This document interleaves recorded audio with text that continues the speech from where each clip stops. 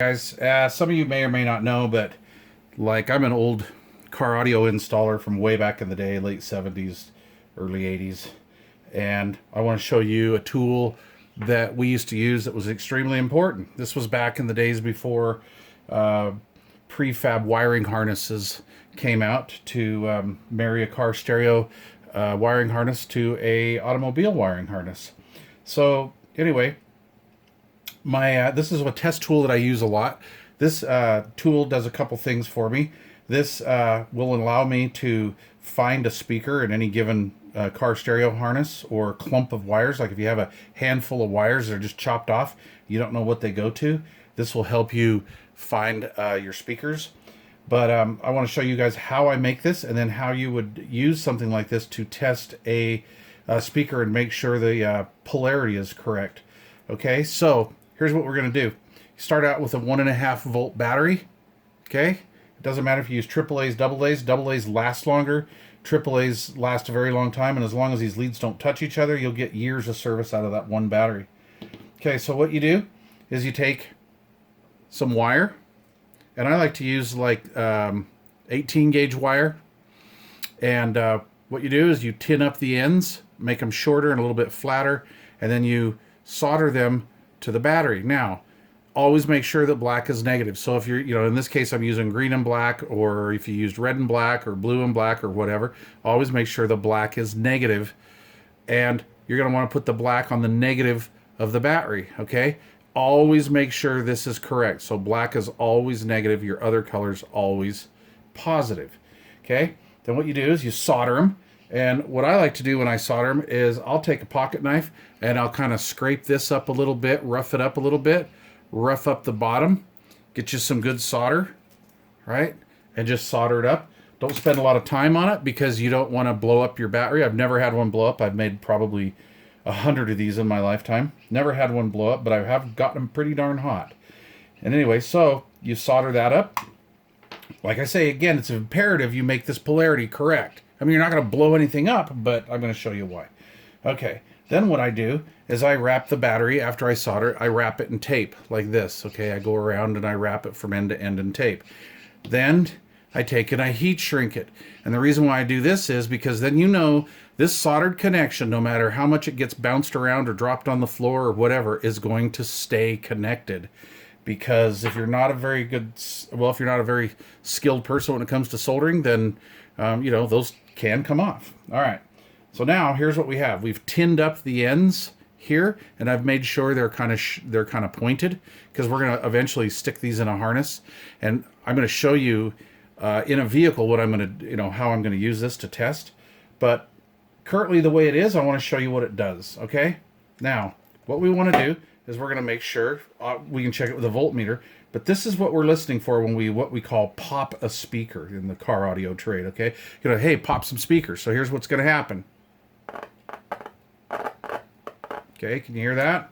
All right, that's popping a speaker. This is how you find where a speaker is in any given door or harness that's not labeled or whatever. Now, contrary to popular belief, the speaker, when it gets its positive charge, even though it's an AC signal, it goes forward. Okay, so it goes up. So what we're going to do is we're going to use this in a testing for a polarity situation. Okay, so we're going to see. Let's say that we can't see these tabs underneath here, but we've got wires that are coming up out of there. We want to know if the polarity is correct because we don't want to have reverse polarity. We don't want to have one speaker going this way while the other speaker is going that way when we're playing music, because it creates kind of an open air. It's what we call out of phase, and it creates an open air sound, and it sounds terrible. And you'll know this because you just don't have bass like you normally would. And how you would do that on the car stereo to find out if you have a speaker out of polarity, you would turn the balance control all the way to the right, and if the bass gets heavier, you go back, turn it all the way to the left, and the bass gets heavier, but you turn it back to the middle and the bass fades away. You have a speaker that's out of phase. One speaker's going up, one speaker's going down. So let's pretend we can't see. This is in a door. We got a chunk of speaker wire coming out, but we want to find out what is the positive and negative of that speaker. So we're going to use our battery. We're going to go over here, and we're going to go, as we can see, the speaker is going up. Okay, so let's flip it over, and we found that that was positive. Okay,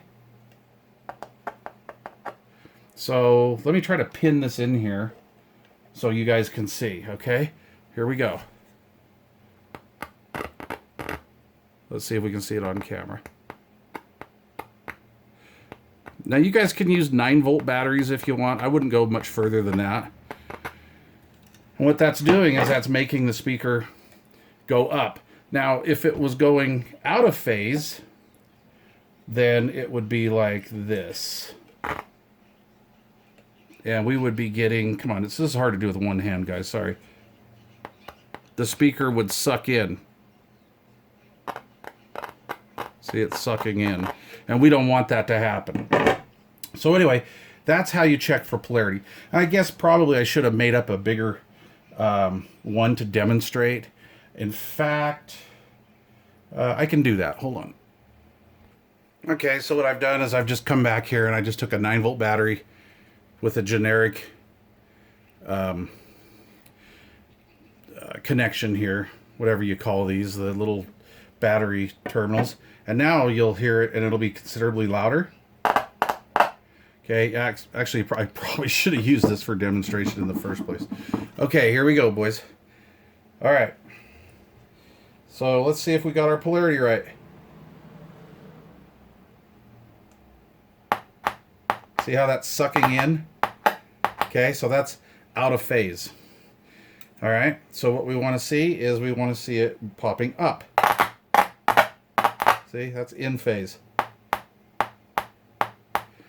So let's just say you had these random wires coming out of a door, okay, like this, and you don't know which is positive and negative to make the speaker sound right.